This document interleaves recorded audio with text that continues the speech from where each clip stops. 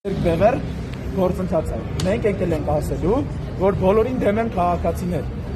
Դուք քանի որ զզվել եք այդ խոսույթից ու այլևս չեք գնում ընտրությունների, եկեք ընտրությունների, ձեր տարբերակը կա, ու դա քվեաթերթիկ համար 2-ն է։ Մեր թիմում տարբեր մարդիկ են։ Մեր թիմում մեր վարչապետի թեկնածու Նինա Կարապետյանցն է, որը հայտնի իրավապաշտպան է։ Մեր թիմում ընդգրկված են IT ոլորտի ներկայացուցիչներ Արամ Քոչարյան, Սպարտակ Գյուրովյան, մեր թիմում կան տարբեր ռազմամարզական ոլորտի ներկայացուցիչներ, Իշխանը Գևորգյան, Հովսեփ Ղազարյան, քաղաքականության մեջ եղած մարդիկ, Միքայել Նահապետյան, տարբեր մարդիկ կան մեր թիմում ներգրավված, ու այս բոլոր մարդկանց միավորել են այն 30-40% կամ, չգիտեմ, մինչև 300-400 հազար զզված քաղաքացիները,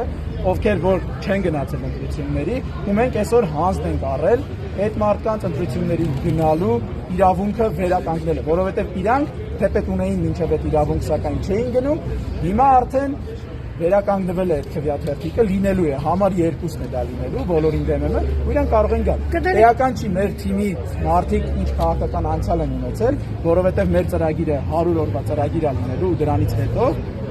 արդեն թե մեր թիմի անդամները կարող են գնալ ու տարբեր քաղաքական ուժերի միանալ, բացառությամբ վարչապետի, ով 10 տարով սահմանափակված է լինելու, որ չստեղծվի իրավիճակ, որ գալիք արտահերթ ընտրությունները ծառայի պայմանական իրա ընտրվելուն, վարչական ռեսուրսը օգտագործի իրա ընտրվելուն եւ փոփոխության արդյունքում էյֆորիայի ազդեցության տակ մարդիկ գնան ընտրեն մեր վարչապետի թեկնածուին։ Այս ուժը լուծարվելու է։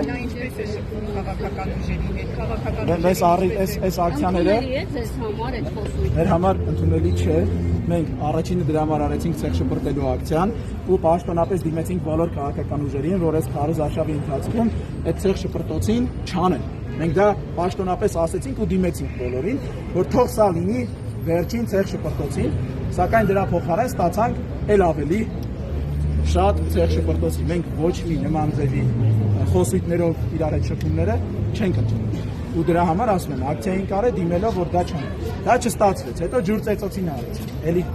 քաղաքական ուժերը պետքա հասկանան, քաղաքացիները պետքա հասկանան, որ միայն համակարգային փոփոխության արդյունքում է հնարավոր, որ այդ քաղաքական ուժերը ոչ թե սկսեն միայն իրար վրա ցեր շպրտել, այլ դեմքով շփվեն դեպի քաղաքացին ու սկսեն քաղաքացիների համար ծրագրեր իրականացնել։